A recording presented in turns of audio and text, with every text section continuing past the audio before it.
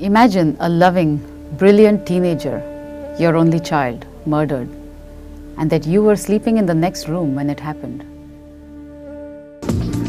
Good evening. It's a murder that will give every parent nightmares.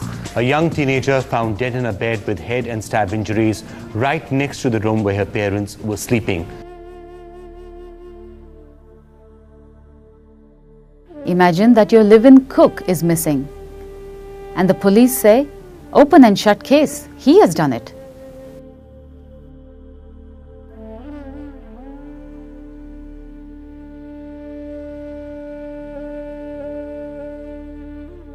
Now imagine that you are accused of murder and an entire country believes you're guilty.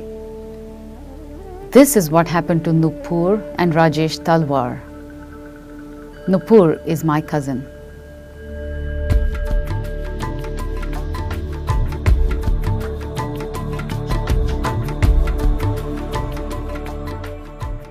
On the 16th morning when Aarushi's body was discovered, the country was shocked. A little 13-and-a-half-year-old girl, throat slit. She was a bright student with a fabulous future, living in the suburbs of Delhi, parents, professionals. A lot of middle-class India could identify with this. This could have happened in any of our homes.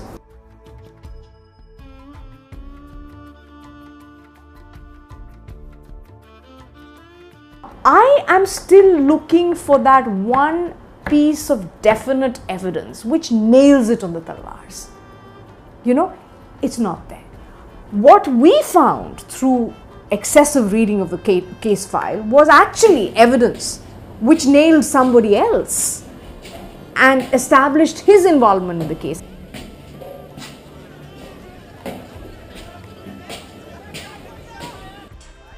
Here it is, yet another case of violence against women. A minor in this case.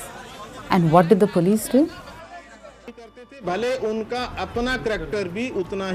Cast aspersions on her parents' character. Exploited a cultural stereotype. Punjabi honor killing.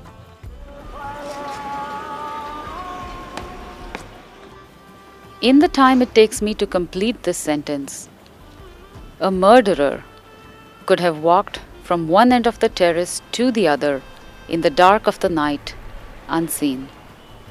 Why is this important? Because a man once suspected of the murders lived at the other end of the building.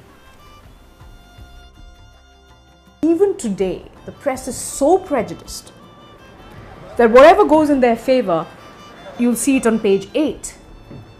But if there's something which goes against them, you'll see it on page 1. And I honestly chose mass communication as my profession only because of this case. Because it affected me very deeply, and I realized that the way, at least the Indian journalism, they treated Aarushi's case, they did not do justice to it. It cannot get worse than this. When you're seeing your child in the morning like that, I see that picture every single day of my life. Every single day. I'm seeing that picture. My interest in this case, of course, is the fact that I genuinely believe in the innocence of two people whom I'm defending. I have gone the extra mile in this because I genuinely believe that if you allow investigating agencies this kind of power, then none of us are safe in this country. None of us. And for me, the fight in this case is beyond Rajesh and Nupur Talwar. It's a fight to uphold civil liberties. It's a fight to uphold individual rights. It's a fight to say, hey, you can't do this. And I think that's the most disturbing aspect. How judgmental we are as a race. We Indians like to believe the worst in our fellow Indians.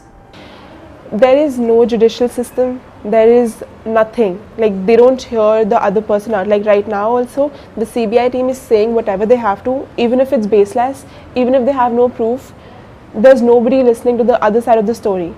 Even if you scream, you share posts, you do everything, there's no one to listen.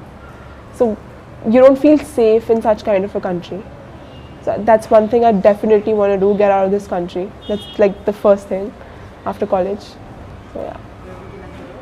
Anywhere but India. She was a lovely child. I mean, by the time this had happened, she was more like my friend.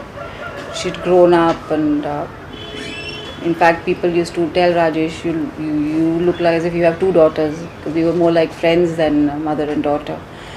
I love doing things with her. I mean, in fact, I used to feel there's so many things I never did in my childhood, which she's doing. She did so well in school, taking part in all activities of school, so bright, and we can't let it go. She deserves that, and I think we deserve that as well. Unfortunately, first we have to vindicate ourselves, and then the criminals still roam free. So when do they come into the picture? How can we let that happen? It's not a matter of us getting vindicated and then we sitting back and saying, no, this is the end for it. No. Then the real thing starts. So I think our life is dedicated towards that now, and we'll take that up very, very strongly now. This is something which I will not accept till I die. When she was there, I lived for her, we lived for her every moment. She's not there, but we will continue to live for her. There is something rotten about the criminal justice system in this country. There's something rotten about the policing in this country. We need to change it quick and fast.